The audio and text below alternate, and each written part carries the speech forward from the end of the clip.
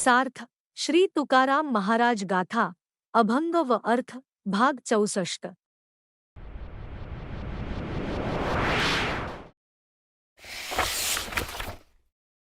अभंग क्रमांक 164। धिक जिणे तो बाईले आधीन। परलोकमान नाही दोन्ही एक, धिक जिणे ज्याचे लोभावरी मन। अतीत पूजन घडेची नाध्रू, धिक जिणे आळस निद्रा जयाफार। अमित आहार अघोरिया दोन, धिक जिणे नाही विवेक वैराग्य। झुरे मानालागी साधुपणा तीन, तुका म्हणे धिक ऐसे झाले लोक। निंदक वादक नरका जाती चार।